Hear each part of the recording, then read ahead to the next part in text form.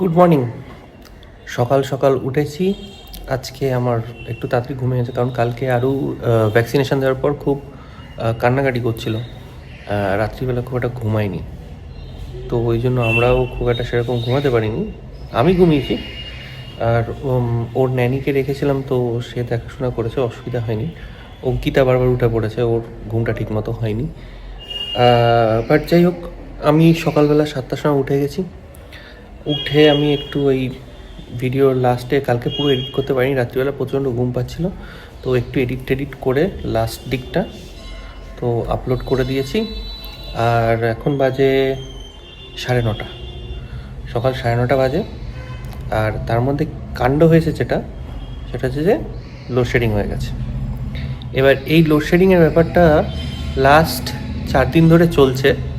এরা এখানে আমাদের এই পুরো রাস্তাটার ওপর, মেন রোডটার ওপর প্রত্যেকটা ল্যাম্পপোস্টে ওরা লাইন কিছু চেঞ্জ করছে, লাইনের কাজ করছে, তার চেঞ্জ করছে বা কিছু সামথিং। প্রত্যেকটা ল্যাম্পপোস্টে মই দিয়ে লোক উঠে করছে। তো বলেছিল আগে থেকে যে 3 দিন হবে কাজ, এরকম 10:30 থেকে 2:30 অবধি। এবার মুশকিলটা হচ্ছে আরও তো এই গরমের মধ্যে থাকতে পারবে না। তো লাকিলি ওদের মানে অঙ্কিতার মায়ের বাড়ির যে, বাবার বাড়ির যে দিকটা, রাস্তাটা, ওই দিকটাতে কোনো অসুবিধা নেই, ওই দিকে কোনো কারেন্ট যাচ্ছে না বা ওই লাইনে কাজ হচ্ছে না। তো আমি বললাম, এই লাস্ট 2 দিন তাই করা হয়েছে। কালকে তো যায়নি কারেন্ট, তো অসুবিধা হয়নি, আমরা তারপর চলে গেছি ভ্যাকসিনেশনের জন্য। কিন্তু আজকেও আবার আমি বললাম ওকে যে মাকে একবার ফোন করে দে, তো তোরা চলে যা ওখানে। আরও উঠে গেছে, এখন খাবে, খেয়ে দিয়ে তারপর চলে যা, কারণ এরমভাবে ওই গরমের মধ্যে অসম্ভব ব্যাপার। Good evening. সেই সকালবেলা লাস্ট শট নিয়েছিলাম, আর এই এখন বিকেলবেলা নিচ্ছি। তার একটা মেজর কারণ হচ্ছে যে আমি তখন তো বললাম যে ও কালকে ভ্যাকসিনেশন হয়েছিল, তারপর একটু অসুস্থ ছিল আরও, তো ওকে নিয়ে যাওয়া হয়েছিল। আমাদের এখানে লোডশেডিং হয়ে গেছিলো বলে ও দাদু বাড়িতে গেছিলো। কিন্তু ইস্যুটা হচ্ছে যে ওর জ্বরটা আবার, ওখানে যাওয়ার পর আবার জ্বর হয়েছে। তো ওষুধ খাচ্ছেই, ডাক্তার তো ওষুধ লিখেই দিয়েছে, পাইরিজেসিক দেওয়া হচ্ছে, লিকুইড ড্রপস আর কি। বাট এই বারবারই মাঝে মাঝেই জ্বরটা কমে যাচ্ছে, আবার জ্বর আসছে।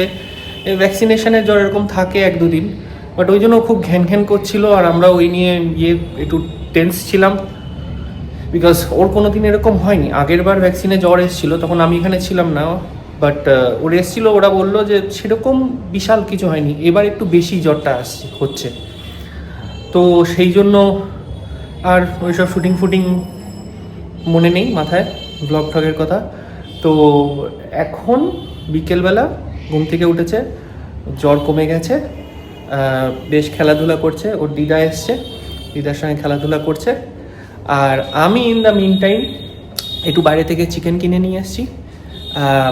এবার যেটা করব সেটা হচ্ছে যে আজকে আমি ভাবলাম চিলি চিকেন করব, কারণ বিকেলে সেরকম কিছু আজকে ওর মা, আমরা ওদের বাড়িতেই, মানে আমার শ্বশুরবাড়িতেই খেয়েছি। আজকে ওদের ভেজ ছিল, তো বিকেলে আর সেরকম কিছু নেই। আমার তো ভেজে চলে না, দুপুরবেলা একবার খেয়েছি, আর আমি ভেজ খেতে পারছি না। তো আমি চিলি চিকেন বানাবো, সবার জন্যই বানাবো। বাবাকেও, মানে আমার শ্বশুরমশাইকেও বলেছি এখানে এই বাড়িতে, আমাদের বাড়িতে চলে আসতে। তো দেখছি, তোমাদেরকেও দেখাবো কেমন হলো। মানে খাওয়াতে তো পারবো না, না নিশ্চয়ই খাওয়াতাম। বাট চিকেন আমি এনেছি 500 গ্রামস, হাফ কেজি মতো, বাট আই ডোন্ট থিঙ্ক ওটাতে হবে। তো আমি গিয়ে আরেকটু চিকেন নিয়ে আসবো। আর বাড়িতে রসুন নেই, তো ওর বাবা আসছে ওই বাড়ি থেকে এখানে, তো বাবাকে বলেছি আপনি আসার সময় একটা রসুন নিয়ে আসবেন। এই জোগাড়যন্ত্রী করে চলছে ব্যাপারটা। ঠিক আছে, তাহলে সব জিনিসপত্র রেডি করে তারপর তোমাদের সঙ্গে কথা বলছি। ওকে, তো আমার হয়ে গেছে মাংস, ম্যারিনেট করা হয়ে গেছে সব মাখিয়ে ঠাকিয়ে।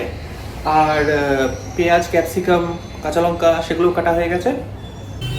এই যে এখানে পেঁয়াজ, আর এই যে মাংসতে ম্যারিনেশন করে রেখেছি কর্নফ্লাওয়ার দিয়ে। এটা দেখে এরকম জল জল লাগছে, কিন্তু ওটা ওই জন্য রেখে দেবো, এখন ওটা টেনে যাবে। আর এরপর বাকি থাকছে হচ্ছে মাংসগুলোকে ভাজতে হবে, আর তারপর তো আমরা গ্রেভি বানিয়ে চিলি চিকেন করব। তো এখন আমি গ্রেভিটাও, মানে গ্রেভিতে যে সসটা দেবো সেটাও একটা মিক্সচার দিই, ওই সসটাও রেডি করে রাখবো। মাংস ম্যারিনেট করতে বেসিক্যালি কর্নফ্লাওয়ার, এগ হোয়াইট, নুন, ভিনিগার যেমন দিই দেয় সবাই, আর একটা যেটা দিয়েছি গার্লিক পেস্ট, ওটাই আলাদা। একটা জিনিস দিতে ভুলে গেছি, সেটা হচ্ছে ব্ল্যাক পেপার। ঠিক আছে, ওটা ছড়িয়ে একটু মাখিয়ে নিচ্ছি।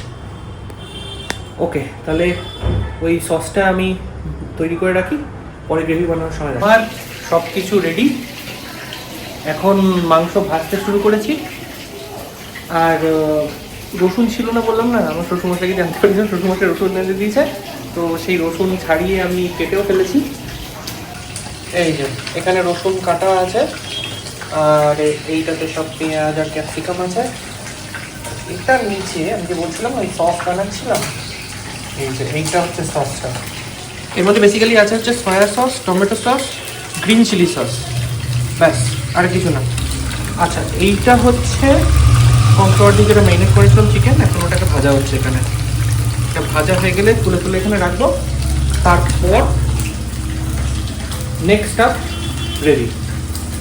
তাহলে গ্রেভি যখন বানাবো তখন আবার দেখাবো। ওকে, এই যে চিকেনগুলো ভাজা হয়ে গেছে, লাস্ট ব্যাচ চলছে এটা, এরপরে গ্রেভি করবো। আমি এখান থেকে খেয়ে দেখেছি, আমার এটা অভ্যেস, ভাজতে ভাজতে না আমি দুটো টুস করে খেতে থাকি। আমার খুব ভালো লাগে এটা, মানে একদম চিকেন পকোড়ার মতো হয়ে যায়, একদম কফি দিয়ে খেলে হেভি লাগবে।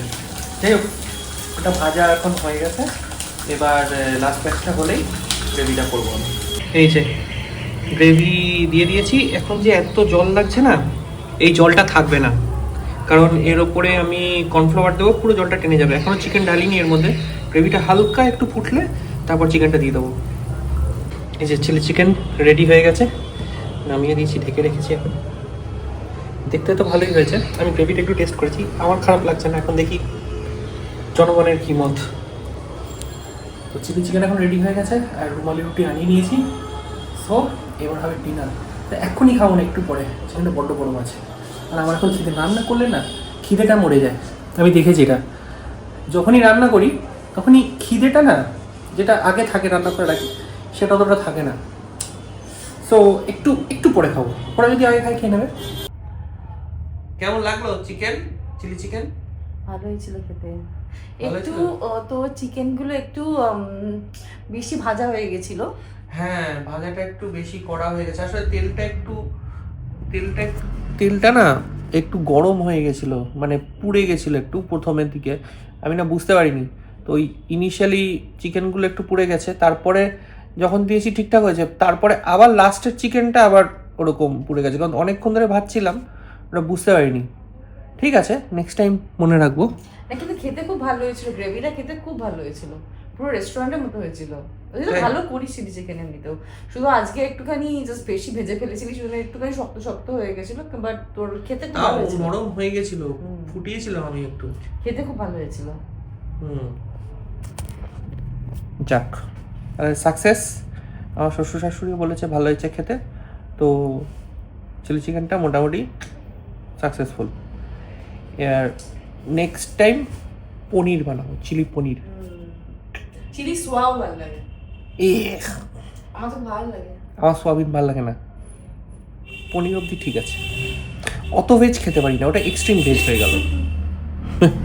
ভালো এখানে ভালোই আছে, কালকে রাত্রি হলেও একটু টান টান করেছে, আর কালকে বেশি কিছু ভিডিও শ্যুট করতে পারিনি। তো এখন সকালে বেশ ঠিকঠাকই আছে, এখন আপাতত কমাচ্ছে, জ্বরটা কমে গেছে, এখন আর জ্বর হচ্ছে না। কালকে জ্বর হয়েছিল, বাট এখন আর হচ্ছে না। তো হোপফুলি আজকের দিনটা ভালোই থাকবে, আস্তে আস্তে ঠিক হয়ে যাবে।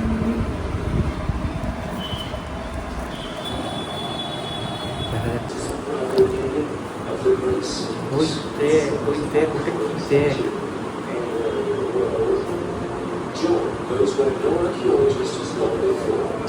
আবার টিভি দেখা স্টার্ট হয়েছে মামা, কি দেখছেন মন দিয়ে? ন্যাশনাল জিওগ্রাফি, ডিসকাভারি দেখছে, ন্যাট জিও দেখছে। আমরা ইজিপ্টের হিস্ট্রি দেখছি, আর্কিওলজি দেখছি আমরা। বড় হয়ে আর্কিওলজিস্ট হবে মামা? জানি না, মাটি খুঁড়তে শিখতে হবে আগে।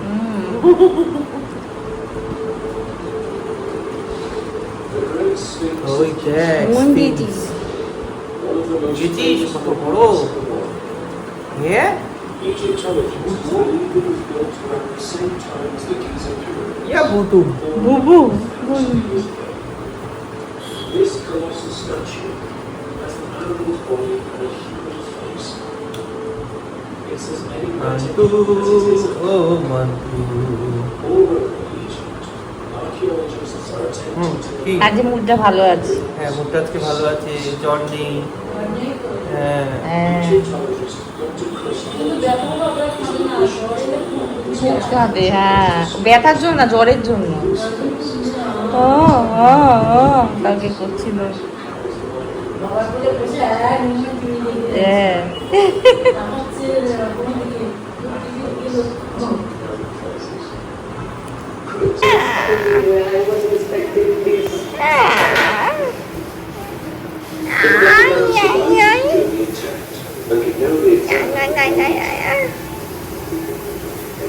ও ক্যামেরা দেখলে না কথা বলা বন্ধ করে দেয়, জানিস তো? ক্যামেরা সামনে আনলেই কথা বলা বন্ধ করে দেয়। অদ্ভুত ব্যাপার। আওয়াজ করছি।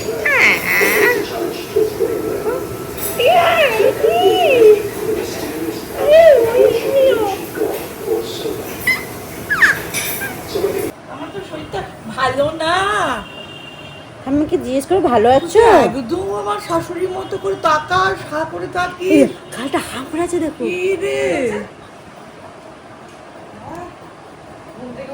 হ্যাঁ, বুড়ি মানুষ মনে হচ্ছে তো। তুমি দাদা ক্যামেরা সরা এখন হাসছে গল্প করছে থামি সাথে ওই জন্য মুখটা বন্ধ হয়েছে। বিরক্তি ভাবটা কাটেনি এখন। শরীরটা ভালো না আমার। না না, এখনো ঘোরে আছে। না তোমার ক্যামেরা আছে থামি সাথে কথা